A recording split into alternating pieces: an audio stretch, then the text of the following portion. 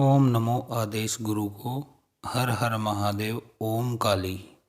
तो प्रिय भगतजनों, मैं शिवानंद आश्रम ट्रस्ट हरिद्वार की तरफ से योगी आनंद आपका इस वीडियो में स्वागत करता हूं। तो भगतजनों, आज के वीडियो में हम सर्व मनोकामना पूर्ति गणेश मंत्र आपके लिए लेकर आए हैं, जो कि अनेक दुखी लोगों को, अनेक जो परेशान लोग हैं, उन्होंने इस मंत्र का जप किया तो उन्हें अपूर्व फल प्राप्त हुआ है। अनेक ऋषि मुनि और उस समय के ज्ञानी व्यक्तियों ने इस मंत्र को जो है सिद्ध किया, जाप किया, इसका जागृत किया इसको, जिसकी कृपा से उनके जीवन में अनेक प्रकार के खुशियाँ आई, जैसे शुभ, लाभ, रिद्धि, सिद्धि। ये चार ऐसे नाम हैं जो गणपति भगवान से जुड़े हुए हैं। रिद्धि सिद्धि इनकी पत्नियां हैं और शुभ लाभ इनके पुत्र हैं। तो यह पूरा परिवार ही संपदा का, स्वास्थ्य का, सुंदरता का, इन सब चीज़ों का जो है आपके ऊपर आशीर्वाद बरसाने वाला है, यदि आप सच्चे मन से, सच्चे हृदय से, जिस प्रकार मैं बताऊं उस प्रकार इस विधि से यदि गणेश जी की साधना आप कर लेते हैं तो आपको यकीन नहीं आएगा कि आपके जीवन में कितना बदलाव होने वाला है। आप गणेश भगवान को मानते हो, उन्हें अपना इष्ट देव मानते हो, आराध्य मानते हो, या फिर वो आपके पूज्य मान देव हैं, तब आपकी उनकी पूजा करते हो।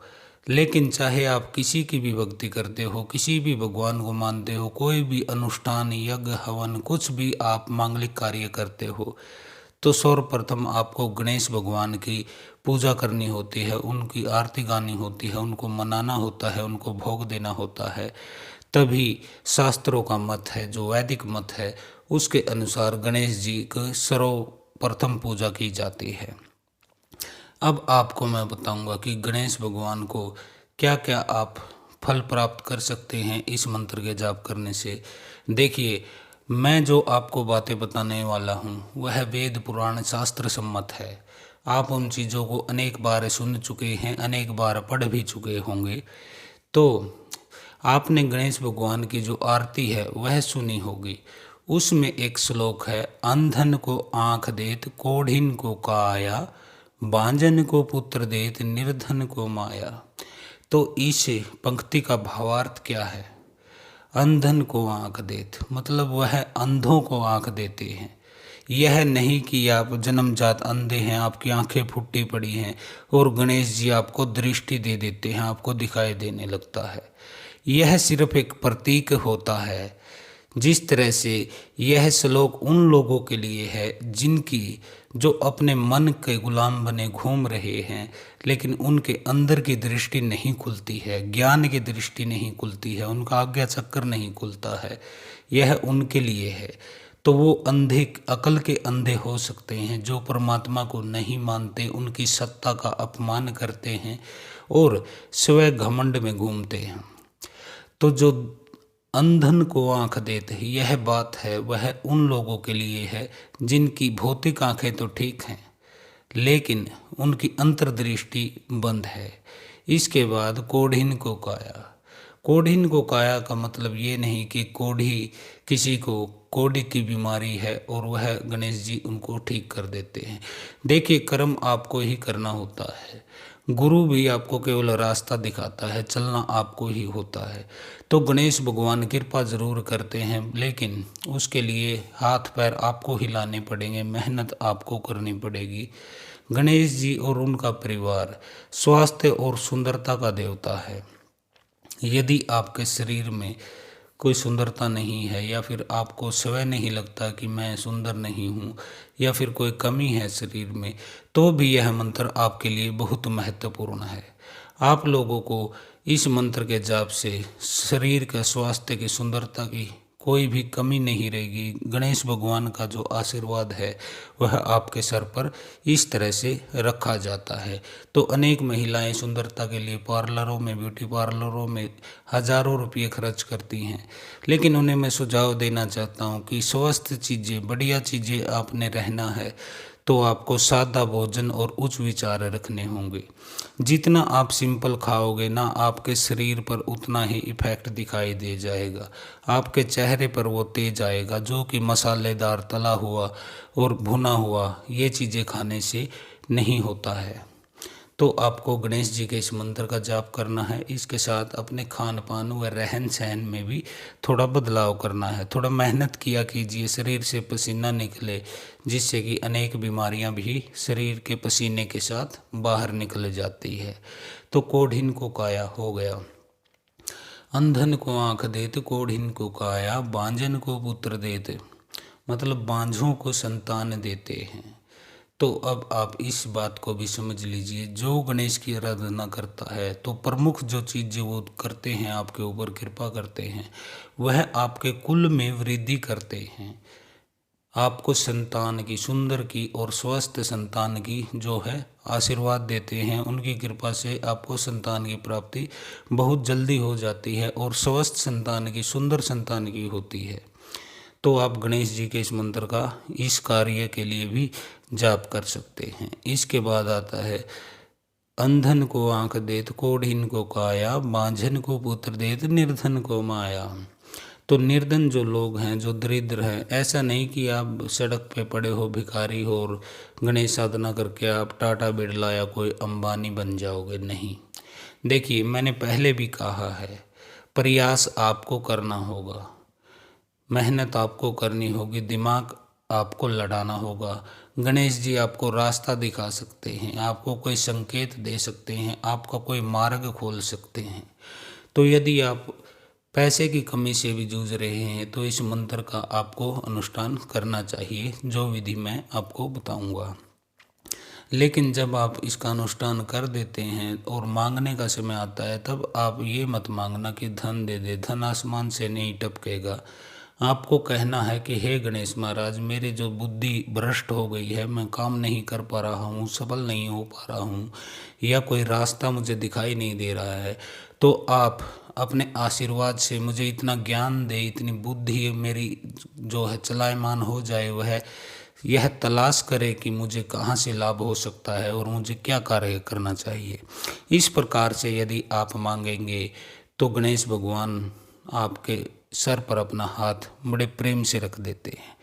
तो यह कुछ बातें थी जो इस मंत्र के विषय में मैंने आपको बताई कि यह मंत्र किस किस चीज़ में काम आता है। तो अब इसकी साधना आपको करनी कैसे है, इसके लिए आपको किसी सोमवार से, बुधवार से या फिर आपको रविवार के दिन, इन तीनों दिनों के अंदर आपको करना क्या है, आपको एक गणेश जी की मुस्कुराती हुई तस्वीर ले आनी है। और आप इस साधना को सोमवार को करें तो बहुत अच्छा है, क्योंकि उस दिन बाबा महादेव का जो है दिन होता है और गणेश जी आपके ऊपर प्रसन्न हो जाते हैं यदि आप शिव भगत हैं।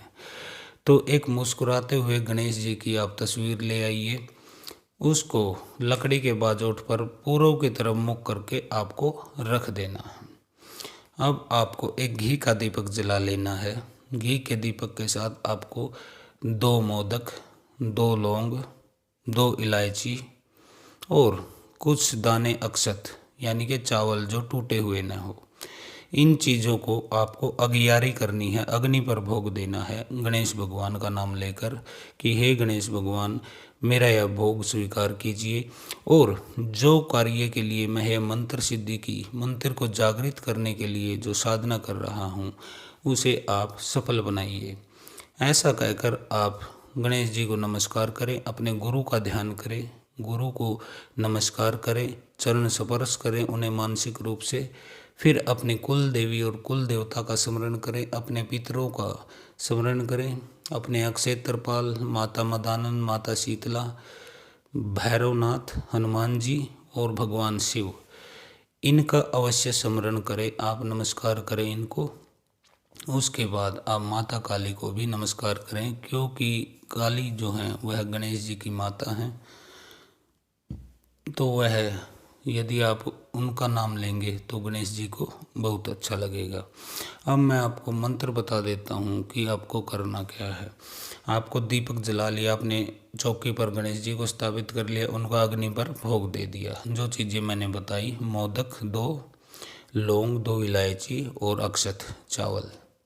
और आपको एक गिलास पानी का भी रखना है अपने पास, उसमें चीनी डाल लें थोड़ी या मिश्री डाल लें, थोड़ा मीठा हो जाए, वह पास में रख लें। अपने जो है आसन आपका लाल होना चाहिए या फिर पीला, या कोई भी आसन आप ले लीजिए, क्योंकि आपको समर्पित कर देना है शिव को, तो रंग इतना महत्व नहीं रखता है कि आप किस रंग के कपड़े पहनते हो या फिर कौन से आसन पर बैठते हो।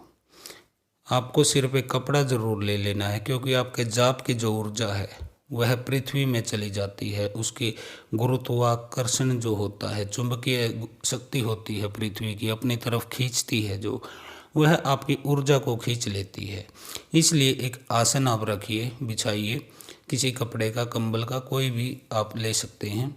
फिर उसको बिछाने के बाद जल के उस पर छींटे दीजिए उस गिलास से, और 3 बार नमस्कार कीजिए। जय आसन देवता, जय आसन देवता, जय धरती माता, मेरी साधना में मुझे आशीर्वाद दीजिए, आज्ञा दीजिए। कोई भूल चूक हो जाए तो मुझे माफ़ कर दीजिएगा। अब आपको पीले वस्त्र पहनकर आसन पर बैठ जाना है। उत्तर दिशा की तरफ आपका मुंह होना चाहिए, और आप गणेश भगवान को नमस्कार करके इस मंत्र का आपको 11 माला जाप करना है। मंत्र मैं आपको बता देता हूँ। ओम श्री गणेशाय मम कार्य कुरु कुरु स्वाहा। दोबारा मंत्र मैं बोल देता हूँ। ओम श्री गणेशाय मम कार्य कुरु कुरु स्वाहा। मैं मंत्र लिख भी दूंगा स्क्रीन पे, आप आराम से उसको नोट कर लेना। इस मंत्र में जहाँ मम कार्य लिखा है, मम कार्य है, मेरा कार्य है, आपको वहाँ पर अपना जो कार्य है वह बोलना है। जैसे आपको नौकरी संबंधित कार्य है तो आपको करना है श्री गणेशाय नौकरी कार्य कुरु कुरु स्वाहा। यदि संतान का आपका मैटर है तो बोलिए संतान कार्य कुरु कुरु स्वाहा। यदि आप धन संबंधित कोई समस्या है तो गणेशाय के बाद मम की जगह आपको वह चीज़ बोलनी है जो कि आप कार्य सिद्ध करना चाहते हैं। जैसे धन कार्य सिद्ध कुरु कुरु स्वाहा, स्वास्थ्य का कार्य है, बीमारी का है, तो वह चीज़ बोलिए आप। जो कुछ भी आपको चाहिए वह इस मंत्र में मम की जगह जोड़ दीजिए। मंत्र दोबारा मैं अपने मुख से बोल देता हूँ, क्योंकि गुरु मुख से मंत्र बोलना अनिवार्य है। ओम श्री गणेशाय मम कार्य कुरु कुरु स्वाहा। तो 11 माला आपको इसकी जपनी है एक बैठक में। आप सुबह के शाम करें या शाम के समय करें, आप एक समय कीजिए। 11 दिन तक आपको इसको लगातार करना है। 11वें दिन आपको क्या करना है, आपके जब जाप पूरे हो जाते हैं तो आपको 2 माला से हवन करना है। यही मंत्र बोलना है, ऐसे ही बोलना है, और अग्नि पर हवन करना है। हवन किस चीज़ का करना है, हवन सामग्री ले आइए, उसमें थोड़ी चीनी और चावल मिलाइए और 2 माला हवन कर दीजिए। एक माला में 108 दाने होते हैं, उस हिसाब से आपको 216 आहुति अग्नि पर दे देनी है। अग्नि आप लकड़ी की ले सकते हैं, आम की लकड़ी, ढाक की लकड़ी। यदि लकड़ी न हो तो आप उपले पर, कंडे पर, गोबर की कंडा जो होता है गाय भैंस का, उस पर भी आहुति दे सकते हैं। प्रतिदिन जब आपका जाप पूरा हो जाए 11 माला, तो जो गिलास आपने रखा है पानी का अपने पास, मैंने आपको बताया था, वह आपको आसन पर बैठे ही पी लेना है। जिस माला से आप जाप करें, रुद्राक्ष की माला से आप जाप करें, सबसे बेहतर तो यही होगा। उस माला को आप जाप के बाद 5 मिनट अपने गले में डाल लीजिए और हाथ जोड़कर गणेश जी का ध्यान कीजिए। 5 मिनट बाद उस माला को उतार कर लाल कपड़े पर आप रख सकते हैं अपने मंदिर में, और आसन से आपको 5 मिनट बाद उठना है। ये नहीं कि जाप पूरा हुआ और आपने माला रखी और उठ ली, नहीं। 5 मिनट गणेश जी का ध्यान करिए, शरीर को नॉर्मल होने दीजिए, उसको संतुलित होने दीजिए, क्योंकि जब तक आप जाप करते हैं तो एक ऊर्जा आपकी ऊपर की तरफ उठती है। तो इस तरह से आपको करना है। जाप के समय सिर पर रुमाल रखिए या कोई कपड़ा, क्योंकि ऊर्जा शरीर से ऊपर